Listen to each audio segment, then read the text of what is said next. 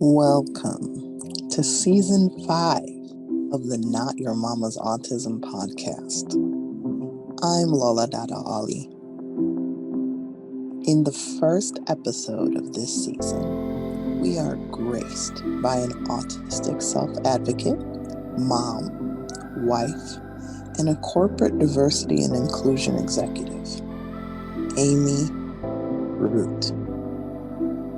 Amy recently sat down with me to talk about her journey to greater self-awareness professionally and personally, including how her later in life autism diagnosis helped her better understand and raise her children. So, with that in mind, let's get started.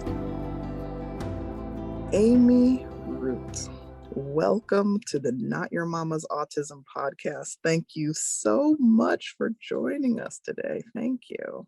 Thank you for having me. I'm actually very excited. I've been looking forward to this conversation, so thank you. Thank you. Thank you. Where do we begin? So, a little birdie told me, or perhaps a website informed me that you've lived in over 40 countries during your childhood even. So Yes, I was raised as a missionary kid. My dad was a professor at a university on top of doing missions, but he also taught a lot of intercultural study work. So I got to travel the world with my family, which is wonderful. And I learned just so much about myself and other people. And I feel like it just changed my worldview, and it gives me another level of compassion for humanity that I don't think I would have gotten otherwise. So I'm very grateful for those experiences.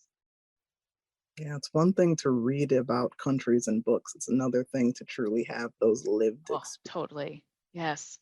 And to get to experience different people and there really are distinct cultures everywhere, and they're just beautiful in how they interact with each other. So as an autistic person, I'm very aware of cultural nuances because I don't understand them, but I study them. And so I loved growing up, experiencing all different cultures. Is there a top 5 of the 40? So I like them all for different reasons, but the ones that really stick out in my mind is I lived in Russia for quite some time, and it was when it was the Soviet Union, but the people were beautiful. There was a lot of scary things happening at that time, and late 80s and 90s, but I remember the resiliency of the people at large, good, kind, loving, family-oriented people. So that was one that I really enjoyed. So you mentioned already that you are actually autistic. So we have That's right. yet another wonderful self-advocate on this podcast. So I wanted to dig a little deeper. When were you first diagnosed?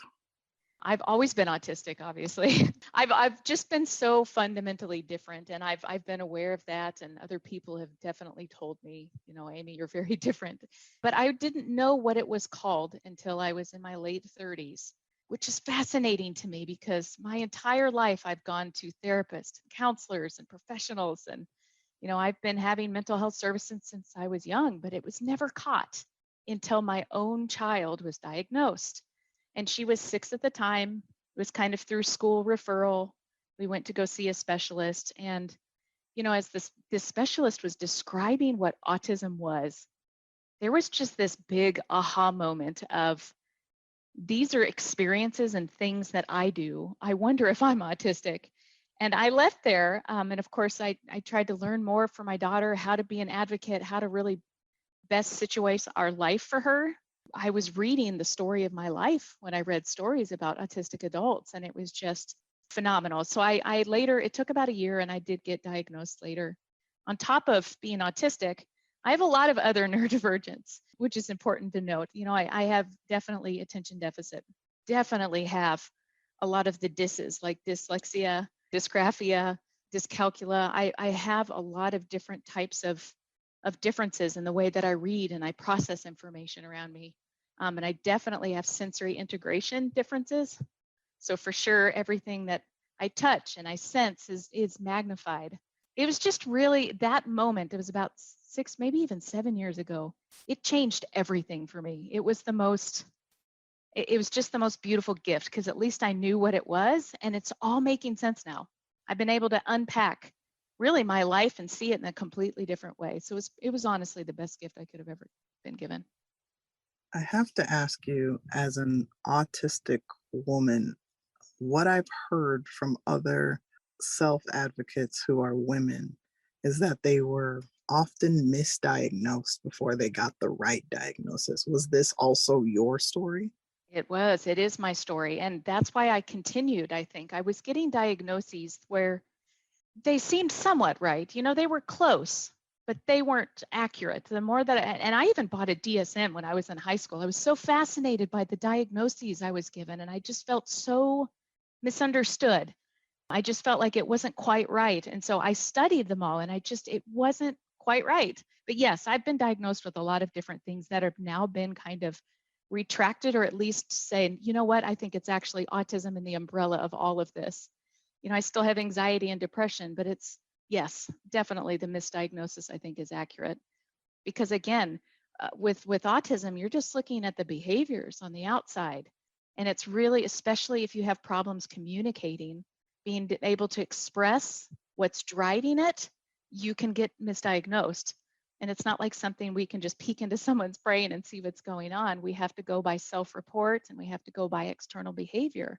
And so I do think that happens a lot to people. They get misdiagnosed, which is tragic because you can be mismedicated, can be treated in a different way.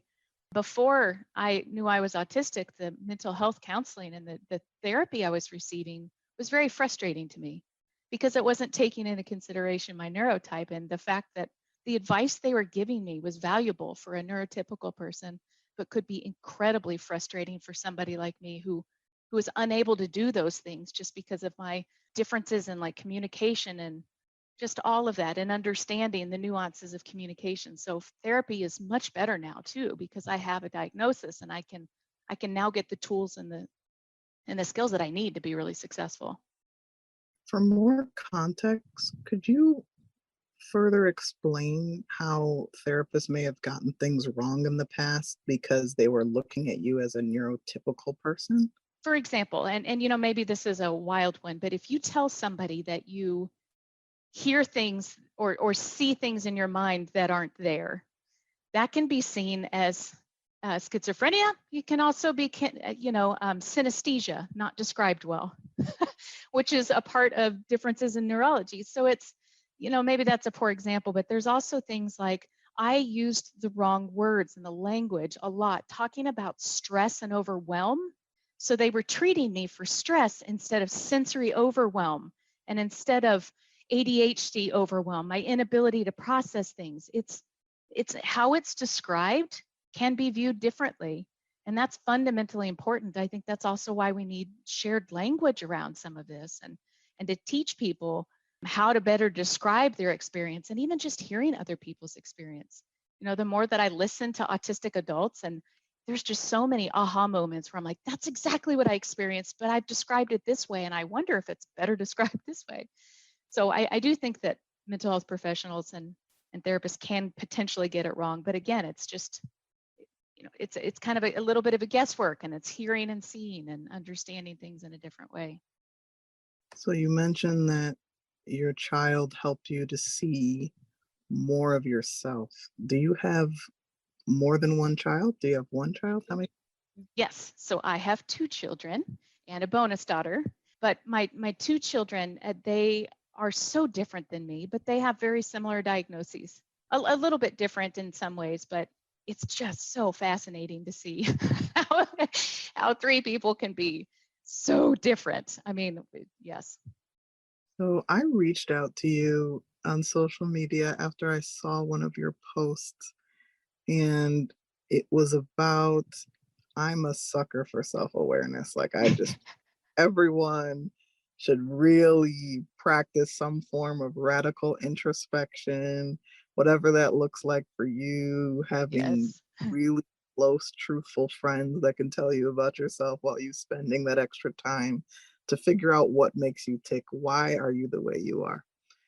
And you said something so beautiful. You talked about how now that you really understand yourself more, including being diagnosed with the proper neurotype, you're now able to self parent almost a younger version of you while you parent your children in the present day. It was so beautifully put. Could you expand upon that, please? Yes. Well, thank you. I was basically saying that I get the gift of reparenting myself as I'm parenting my younger children who have kind of similar neurotypes. And I think that's a gift too, because, my folks didn't know what was going on with me.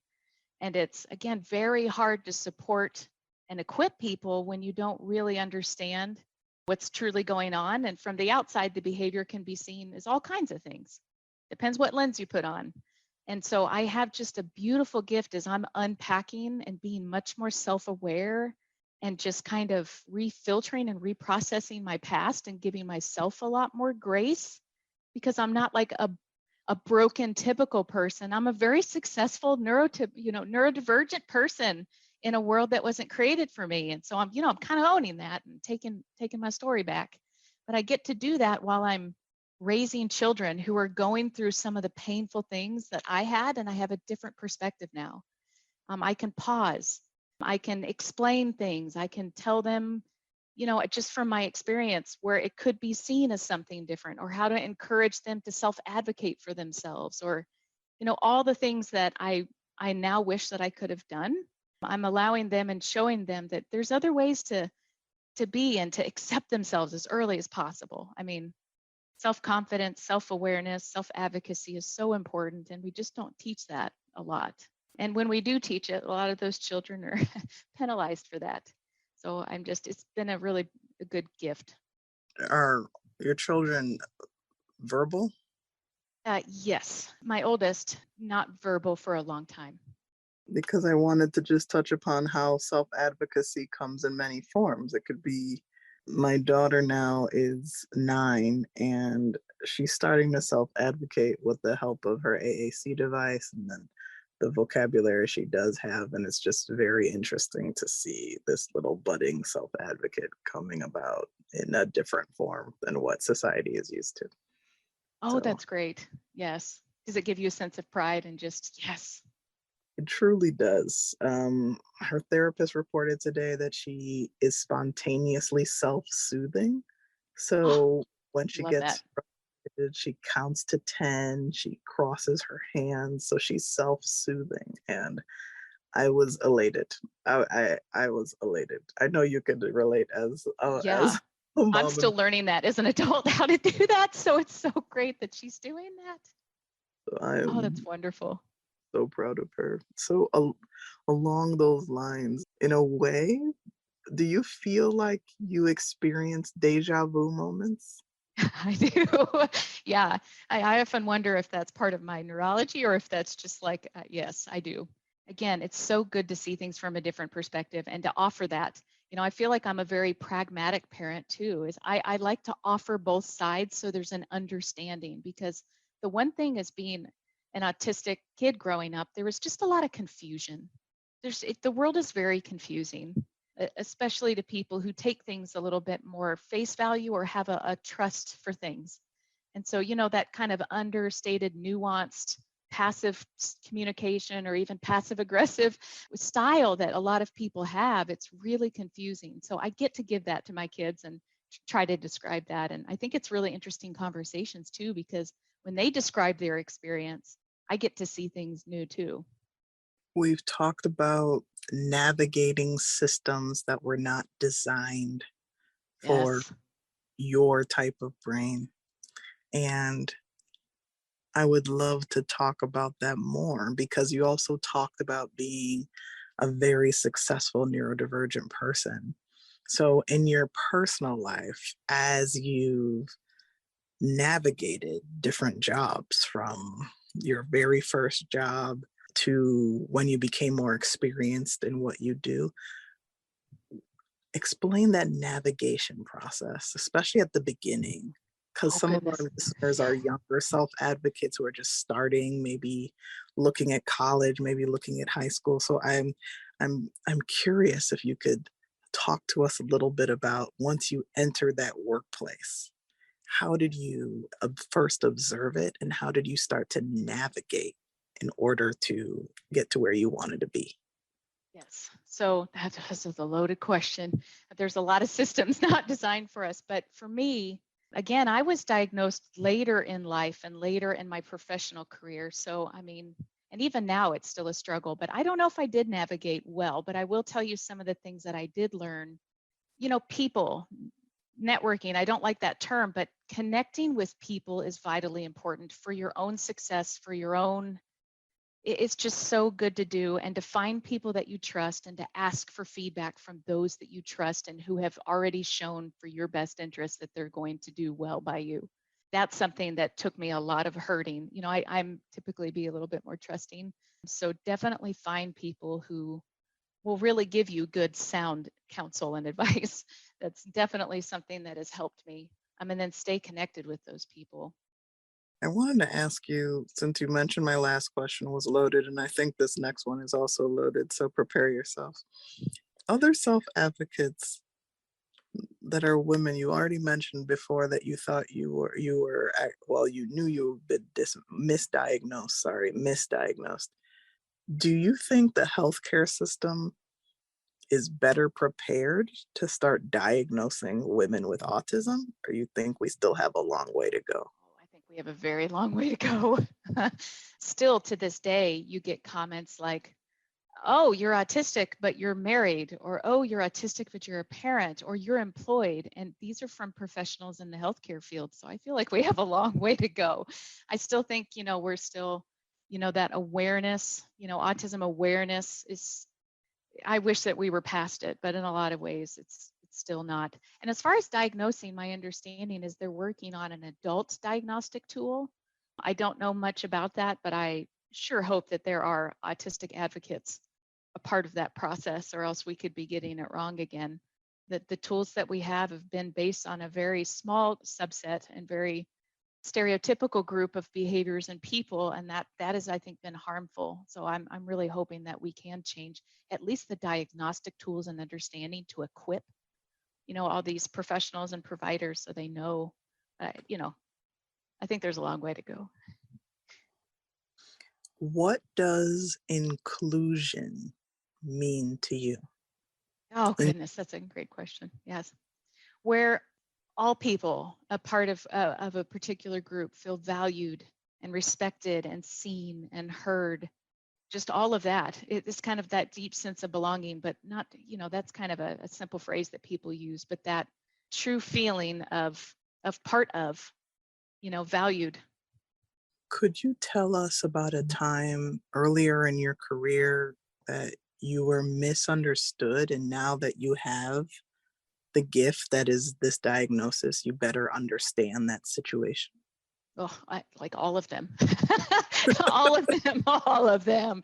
Oh my gosh, yes. I remember so distinctly in high school, I loved to sing, and I still love to sing. But I think my path would have been different. I had a teacher who had just really misunderstood me, and I got in a lot of trouble. And it was in music class, my favorite thing, and I loved to sing, but it really kind of steered me away from something because it was just my behavior was misunderstood as aggressive or loud or angry when I was really confused and overwhelmed and I didn't know it at the time. There was too much movement and sound, and I didn't understand the loudness of my own voice. There were so many things I didn't understand then myself, but I was definitely misunderstood. As you can tell, that's painful too. There's so many of those. I think Yeah. early in my career in the workplace, there were many times where I like to make suggestions because I genuinely care. I'm a very purpose-driven person. So if I come to a supervisor or boss and I give a suggestion, it can be perceived in a very you're not doing the right thing or the right way versus a I genuinely care or here's some ideas and solutions. So I've had to learn to be a little bit more political in the way I talk, which is difficult for me, but I it's because my behavior has been misunderstood. If you come at it from the lens of positive regard and trying to seek to understand, it wouldn't be perceived that way. But I don't think that's the way a lot of things work. A lot of people don't work that way. What advice would you give parents who are not neurodivergent, or parents like me, or parents who are not like me, who don't have a 20+ year head start being a caregiver to their sibling, what what advice would you give these parents, knowing that this is not for a season, but it's for a lifetime? What are the little things they can do to prepare their children for what's out there? Yes. Good question. Deep question, too. I think first and foremost, love them. There's no amount of teaching, like just love your children, love them. And then I think the bigger one for me would be really listening or getting down and seeking to understand, because even my own folks, my own family, if you see a behavior or you see something presented to you and you you assume it's from a certain place, you react in a certain way. And I feel like a lot of things could have been tampered had people seek to understand when I didn't have the language or ability to describe my experience and how it was so different than everyone else's. I think that is huge. So just ask more questions, understand, maybe physically get down to a level of somebody who might be staring up at the ceiling fan, watching it go around, and say, what do you see? Just engage in their world, and ask questions and get involved. And I think those are two really big things. If you're comfortable sharing, could you give us an example of a deja vu moment you've recently experienced? Maybe something that you experienced as a child, or that now you see one of your children now experiencing through the Yes. eye of divergence?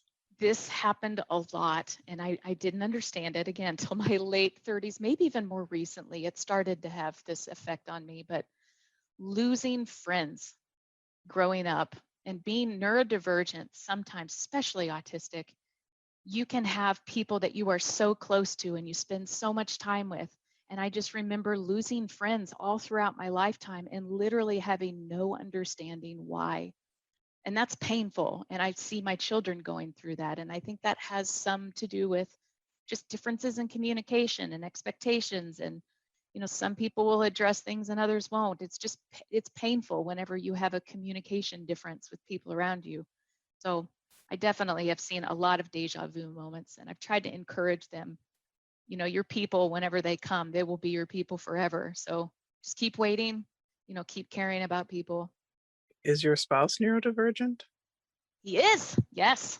Oh, okay. Yes, he is not autistic, but definitely neurodivergent, and a good portion of his family is, and that is what tickles me to death too. Is I and my very best friends, all of them are neurodivergent, and it's funny because I didn't realize that, but I do collect around people who think and behave and move and communicate differently, and there's just a different, I don't know, just a different way and a different cadence of conversation, and I don't know. I love to hear people info dump, and that's one of the things that my husband did.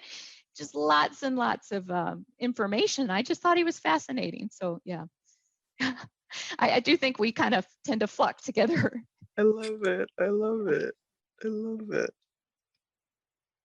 Is there anything else you'd like to share with us today? Thank you so much for taking Goodness, time. Really appreciate it. I really appreciate it too. Just I'm really excited to see what happens in the field of neurodiversity in the future. I feel like, especially in healthcare, there's just a large amount of land to travel on getting to the other side of this and understanding, and really taking it from we just need to seek to understand all of these differences and what they really mean, and then creating environments that are more suitable for everyone, like universal design, like really creating systems that are better. I dropped the bomb of inclusion. You just dropped the bomb of universal design. So, what does universal design mean to you? Yes, it is just considering all of those groups that have been excluded in the past, or looking for areas of gap for certain individuals, or through the lens of a particular difference, trying to find where all of the barriers are in a system and removing those. That's what it means to me, at least. Thank you. Thank you, really and truly. As always, thank you for listening. If you like what you hear, please share and subscribe.